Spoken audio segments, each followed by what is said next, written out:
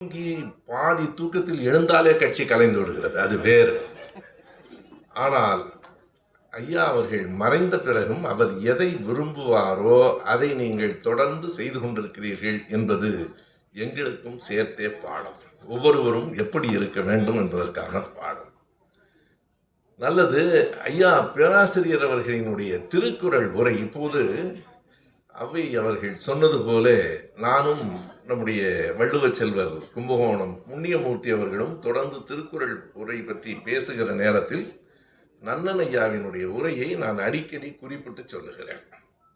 அந்த உரை எத்தனை சிறப்புடையது என்பதை எடுத்து சொல்ல இயலாது. எழில்வாணன் அவர்கள் எவ்வளவு தடுமாறினார் என்று எனக்கு தெரியும். தொல்காப்பியத்தை சொல்லுங்கள் என்று விட்டு 10 நிமிடத்தில் சொல்லுங்கள் என்றால் அவர் என்ன செய்வார்? அப்படித்தான் திருக்குறளும். நான் சுருக்கமாக சொல்லிவிடுகிறேன். எதற்காக ஐயா நன்னன் அவர்கள் திருக்குறளுக்கு உரை எழுதியிருக்கிறார்? ஏற்கனவே நூற்றுக்கணக்கான உரைகள் இருக்கின்றன. எதற்காக உரை எழுதியிருக்கிறார்? அந்த உரை நூலின் முன்னுரையின் முதல் வரியில் அதற்கு விடை இருக்கிறது. பேராசிரியர் நன்னன் எழுதுகிறார், அந்த வரியை அப்படியே சொல்லுகிறேன். திருவள்ளுவர் இயற்றிய திருக்குறளை உலகம் இன்று புரிந்திருக்கிற வேளையில் தமிழ்நாடு புரிந்து கொள்ள வேண்டாமா? அதான் முதல் வரி. திருவள்ளுவர் இயற்றிய திருக்குறளை உலகம் இன்று புரிந்து கொண்டிருக்கிறது. இது பெருமை. தமிழர்கள் புரிந்து கொள்ளவில்லை, இது அவமானம். எனவே நான் மீண்டும் உரை எழுதுகிறேன். ஏற்கனவே உரைகள் இருக்கின்றன. நான் ஒரு முறை சொன்னேன், நாமெல்லாம் தமிழ் அறிந்ததால் திருக்குறள் படித்தோம். வெளிநாட்டில் இருந்து வந்த ஜியு போப் போன்றவர்கள் திருக்குறள் அறிந்ததால் தமிழ் படித்தார்கள். திருக்குறள் அறிந்ததால் தான் நாமெல்லாம் தமிழ் அறிந்ததால் திருக்குறள் படித்தோம். அவர்கள் திருக்குறள் அறிந்ததால் தமிழ் படித்தார்கள். எனவே உலக அளவில் திருக்குறள் பரவி இருக்கிறது. அவர் சொல்லுகிறார், அதற்கு இன்னமும் தமிழ் மக்களிடம் பரவவில்லை. எல்லோருக்கும் தெரிகிறது, தமிழர் என்றோர் இனம் உண்டு, தனியே அவருக்கு ஒரு குணம் உண்டு. பாடினார் நம் கவிஞர். யாரை வைத்துக் கொண்டு பாடினார்? ஜெர்மானியர்களையும் ஆஸ்திரேலியாக்காரர்களையும் வைத்துக் கொண்டு தமிழர் என்றோர் இனம் உண்டு என்று அவர் சொல்லவில்லை. தமிழர்களை வைத்துக் கொண்டுதான் தமிழர் என்றோர் இனம் உண்டு என்றார். அப்படியா என்று தமிழர்கள் கேட்டுக்கொண்டார். எனவே திருக்குறளை உலகம் அறிந்திருக்கிற இந்த காலத்தில் தமிழர்கள் அறிந்து கொள்ள வேண்டும் தெளிவாக என்பதற்காக எழுதுகிறேன். சரி, அதில் அவருக்கு இருக்கிற அந்த பெருந்தன்மையும் பொறுப்பும் பாருங்கள். ஐயா நன்னன் அவர்கள் எழுதுகிறார், இந்த நூலில் ஏதேனும் பிழை தட்டுப்படுமானால், தட்டுப்படின் அவருடைய சொல்ல, இந்த நூலில் ஏதேனும் பிழை தட்டுப்படின் அது எம் முதுமையின் அடையாளமாக இருக்கலாம். எந்த வயசுல எழுதுறாருங்க? 88 வயது, 2011. அப்போது ஐயாவுக்கு வயது 88. 1923 பிறந்தவர். ஐயா, நீங்க 1923 பிறந்தீங்களான்னு கேட்டதுக்கு ஐயா எனக்கு எப்படி விடை சொன்னார் தெரியுங்களா? எப்போ நான் மறக்கவே முடியாத மாதிரி சொன்னார். 1921 நாவலர், 22 பேராசிரியர், 23 நான், 24 கலைஞர். நினைவிருக்கும். இது எப்படி நான் மறக்க முடியும்? எப்படி அவர் சொல்றாரு பாருங்க. அதை வரிசைப்படுத்தி மறக்க முடியாது.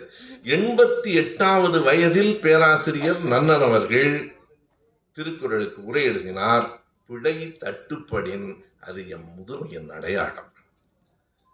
மறப்பு, தடுமாற்றம் இரண்டும் எம் எதிரிகள்.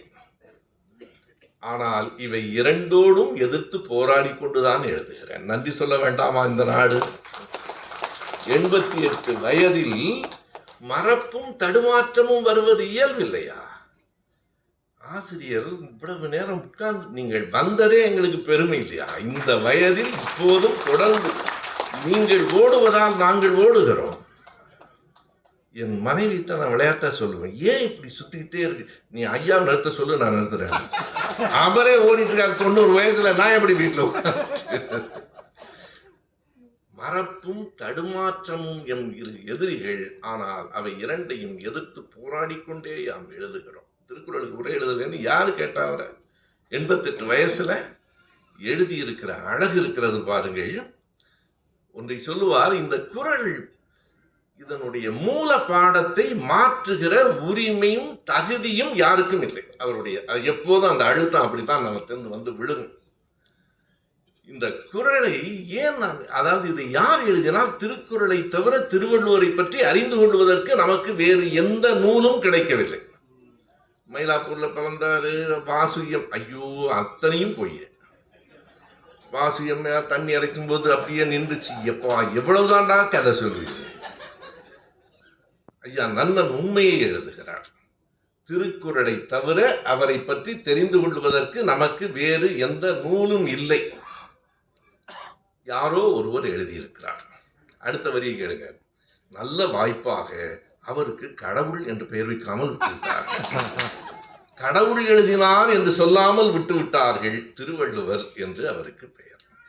இந்த உரை நூலை அவர் எப்படி அமைத்திருக்கிறார் என்கிற அமைப்பு முறையை ஒரே ஒரு குறளுக்கு அவர் எப்படி எழுதியிருக்கிறார் என்று சொன்னால் போதும். 5 பகுதிகளாக எழுதியிருக்கிறார். இந்த உரை நூல் தமிழக வரலாற்றில் தனித்துவம் உடையது. நான் நாவலர் உரை சிறந்தது, கலைஞர் உரை எப்போதும் என் கையில் இருக்கிறது. முதலில் உரை எழுதியவர் தருமர். அவர் பெயரும் தெரியாது, அந்த உரையும் கிடையாது. முதல் 5 உரையாசிரியர்களின் உரை கிடைக்கவில்லை. அடுத்த 5 உரையாசிரியர்களில் கடைசியாக இருக்கிறவர் பரிமேலழகர். 10 உரையாசிரியர்கள் பழைய உரையாசிரியர்கள், பரிமேலழகர் கடைசி. நூற்றுக்கணக்கான உரைகள் வந்துவிட்டன. ஐயா நம்முடைய பேராசிரியர் மோகன்ராஜ் அவர்கள் பிரித்து பிரித்து தொகுத்து தந்திருக்கிறார். திராவிட இயக்கத்தை சார்ந்தவர்களில் எவ்வளவு பேர் உரை எழுதியிருக்கிறார்கள். மத பற்றாளர்கள் எழுதியிருக்கிறார்கள். புலவர் குழந்தை, காப்பாத்துறையார், நம்முடைய ஐயா நன்னன் போல பகுத்தறிவாளர்களும் எழுதியிருக்கிறார்கள். ஐயா நன்னன் ஐயாவுடைய உரை எப்படி வேறுபடுகிறது என்பதற்கு அந்த அமைப்பு முறையையும் ஒரே ஒரு குறளையும் சொல்லுகிறேன். ஒவ்வொரு குறளுக்கும் 5 பகுதிகளாக உரை எழுதியிருக்கிறார். 5 பகுதிகள் என்றால் ஒரு பகுதியும் ஒரு வரி 2 வரி தான். முதலில் மூல பாடம். மூல பாடம் என்றால் பழைய உரையில் என்ன இருக்கிறதோ அது அப்படியே இருக்கும். பழைய உரைக்கு முந்தைய உரை ஏதேனும் கிடைக்கிற வரைக்கும் இதுதான் மூல பாடம் அவர் எழுதுறார். அதுதான் மூல பாடம், அப்படியே இருக்கும். 2வது பாகம் அந்த மூல பாகத்துக்கான பிரித்து எழுதப்படுகிற உரைநடை. 3வது சொற்பொருள். 4வது விளக்க உரை. 5வது கருத்துரை. யாருக்கும் புரியும். நீங்க யார் இந்த புத்தகத்தின் உரையை எடுத்து படித்தாலும் புரியும். ஒரே ஒரு குறள், அதற்கு அவர் தந்திருக்கிற ஒரே ஒரு விளக்கம். நான் ஒரு 5-6 குறட்பாக்களை எடுத்து வந்தேன், நேரம் இல்லை. ஒரே ஒரு குறள். நயனிலன் என்பது சொல்லும், பயனில பாரித்து உரைக்கும் உரை. இப்படி ஒரு குறள். பயனில பேசுகிறவர்களை பற்றி வள்ளுவர் ரொம்ப கோபமா சொல்றார். இதுல எந்த சொல் நமக்கு தெரியாது. நயன் இளன், அவன் சரியான ஆள் இல்லைன்னு நயன் என்பது சொல்லும். எது சொல்லும்? அவன் பேசுகிற பயனில பாரித்து உரைக்கும் உரை. இதுல இந்த பாரித்துங்கிற சொல் நமக்கு வழக்கில் இல்லை. பொருள் எழுதுகிறார். பாரித்து என்றால் விரித்து. பயனற்றவைகளை பேசுவதே வீணா அதை சில பேர் விரிச்சு வேற பேசுறான். எனக்கு நேற்றைக்கு முன்தினம் ஒரு அனுபவம் நேர்ந்தது. நானும் தோழர் சுற்றுப்பயணம் முடிச்சாம சொன்ன மாதிரி மத்தியானம் நான் வந்தேன்.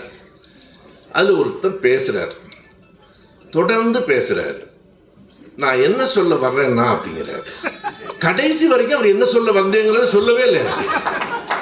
15 நிமிஷம் பேசுறாரு. நான் என்ன சொல்ல வர்றேன்னா, எப்பா இதே தானப்பா சொல்லிட்டு என்ன சொல்ல வந்தேன்னு சொல்ல. நயன் இளன் என்பது சொல்லும். ஐயோ இவர் எதுக்கும் பயன்பட மாட்டாருங்கிறத அவருடைய பேச்சு எனக்கு சொல்லிடுச்சு. நயனிலன் என்பது சொல்லும், பயனில பாரித்து ஒரு பயனும் இல்லாததை விரித்து விரிவாக வேறு பேசுவது.